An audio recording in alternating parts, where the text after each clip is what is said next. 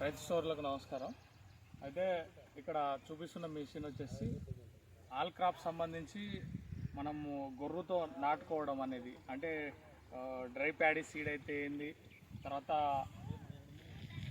అన్ని రకాల అంటే పప్పు దినుసులు కానీ, తర్వాత చిరుధాన్యాలు కానీ, తృణధాన్యాలు కానీ, తర్వాత నూనె గింజ పంటలు కానీ వేటినైనా వేసుకోవడానికి ఉపయోగించే పరికరం ఇది.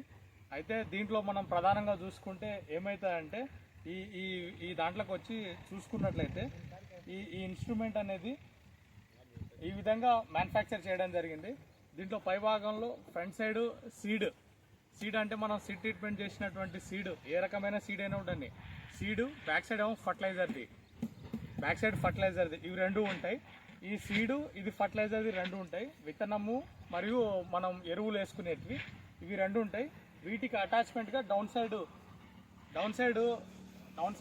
ఇవి ఉంటాయి. ఈ బ్లోవర్ అనేది మార్చుకోవడం ద్వారా ఏందనేది మనం ఏ రకమైన విత్తనం వేస్తున్నాము అనే దాన్ని ఉద్దేశించి ఈ బ్లోవర్ అనేది మనం మార్చుకోవచ్చు. ఇది ఈ పరికరం యొక్క ప్రత్యేకత. పైభాగంలో దీని యొక్క కెపాసిటీ ఒక 40 నుంచి 50 కిలోల కెపాసిటీ కలిగి ఉంటుంది. అయితే ఇది సీడ్ ట్రీట్మెంట్ చేసినటువంటి విత్తనము దీంట్లో వేసుకోవడం జరుగుతుంది. అయితే ఈ ఇన్స్ట్రుమెంట్స్కి డౌన్ సైడ్ ఏవైతే ఉంటాయో ఈ సైడు ఇది నాగలి గొర్రు, ఇది ఫ్రంట్ సైడ్ హోల్ పెట్టుకుంటూ పోతూనే ఉంటుంది. ఇదేమో విత్తనం. ఈ నాగలి ద్వారా ఈ డౌన్ సైడ్ విత్తనం వేస్తూనే ఉంటుంది. ఈ బ్యాక్ సైడ్ది ఫర్టిలైజర్ అని చెప్పినాం కదా, దీని ద్వారా బ్యాక్ సైడ్ ఫర్టిలైజర్ అనేది వేస్తూనే ఉంటుంది. అంటే ఫ్రంట్ సైడ్ విత్తనం పడుతుంది, బ్యాక్ సైడ్ ఫర్టిలైజర్ పడుతుంది. అంటే విత్తనం పడ్డ దాని మీదకే విత్తనం పడ్డ దాని మీదకే ఫర్టిలైజర్ పోయేటట్లు ఇది అరేంజ్మెంట్ అనేది చేయడం అనేది జరిగింది. ఇది ఈ రకమైన పరికరం యొక్క ఇది. ఒకవేళ విత్తనం కూడా దాని మీద పడ్డ తర్వాత విత్తనం కూడా మనం ఇక్కడ ఇది ఉంది కదా, ఈ నాగలి గొర్రుతోటి విత్తనం అనేది కింద పడ్డ తర్వాత కూడా కొన్నిసార్లు ఏమవుతుందంటే సన్లైట్కి ఇట్లే ఎక్స్పోజ్ అయ్యి మొలకెత్తకుండా అవుతుంది. దాన్ని ఉద్దేశించి ఈ బ్యాక్ సైడ్ అనేది ఆ మట్టితోటి దీన్ని కప్పడానికి అనేది దీన్ని ఆటోమేటిక్గా పెట్టిండ్రు. దీన్ని ఆటోమేటిక్గా ఇట్లా పెట్టడం జరిగింది. ఇది ఈ పరికరం యొక్క ప్రత్యేకత. ఈ పరికరంలో ఈ విధంగా ఉంటాయి. ఈ పైపులు అనేటివి ఈ విధంగా ఉంటాయి.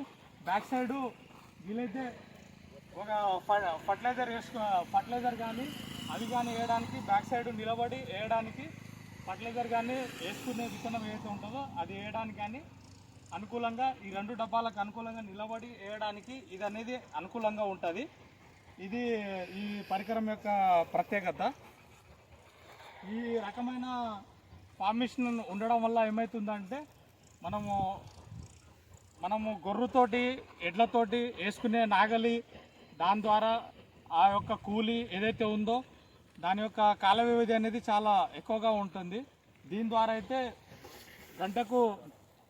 గంటకు ఎకరం నుంచి 2 ఎకరాల వరకు మనము విత్తనం అనేది విత్తుకోవచ్చు. ఇది ఈ ఇన్స్ట్రుమెంట్ యొక్క ప్రత్యేకత. ఈ ఇన్స్ట్రుమెంట్స్ని ఉద్దేశించి ఇదే తెలియజేస్తున్నా. దీన్ని తేలికపాటి నేలలో కానీ ఎర్రరేగడి నేలలో కానీ అటువంటి వాటిలో మాత్రమే వాడాలి. నల్లటి బురద నేలలలో మనం వరి అనేది ట్రాన్స్ప్లాంట్ చేసుకునే నేలలో దీన్ని ఉపయోగించరాదు. ఉపయోగించుకున్నట్లయితే ఇదంతా లోపల సైడ్ దిగిపోవడం ద్వారా ఇది అనేది కంప్లీట్గా చెడిపోతుంది. సో దీన్ని ఉద్దేశించి ఇది తెలియజేసే అంశము. రైతు సోదరులు ఇటువంటి యంత్రాలను చాలా జాగ్రత్తగా ఉపయోగించుకొని తక్కువ కాల వ్యవధిలో మంచి పంటలు విత్తుకొని మంచి దిగుబడిని సాధించాలని కోరుకుంటున్నాను. ధన్యవాదాలు.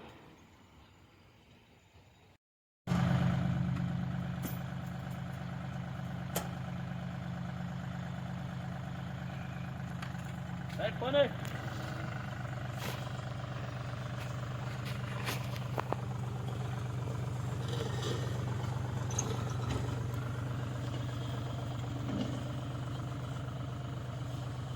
ఇది ఒక్క మారే కదా.